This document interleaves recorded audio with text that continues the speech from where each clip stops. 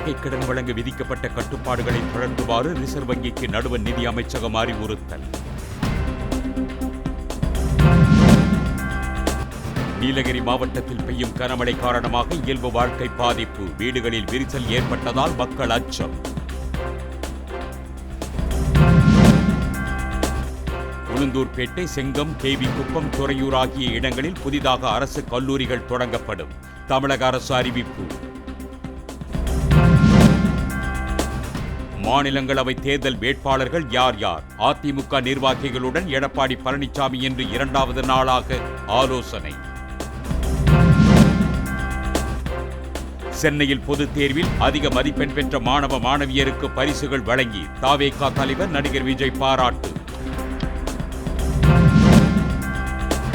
தங்கம் விலையில் பவுனுக்கு 200 ரூபாய் உயர்வு. சென்னையில் 1 பவுன் அணிகலன் தங்கம் 71,360 ரூபாய்க்கு விற்பனை.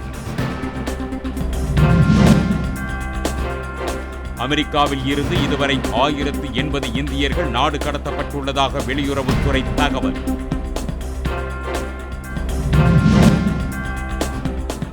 மேற்கு தொடர்ச்சி மலைப்பகுதிகளில் பெய்யும் கனமழை காரணமாக குற்றால அருவிகளில் வெள்ளப்பெருக்கு. சுற்றுலா பயணிகள் நீராட தடை. அதிபர் டிரம்பின் வரி விதிப்பு நடவடிக்கைக்கு நியூயார்க் வர்த்தக நீதிமன்றம் விதித்த தடையை நிறுத்தி வைத்தது அமெரிக்க உச்ச நீதிமன்றம். ஐபிஎல் தொடரின் இறுதிப் போட்டிக்கு முன்னேறியது பெங்களூரு அணி. இன்றைய போட்டியில் மும்பை, குஜராத் அணிகள் மோதல்.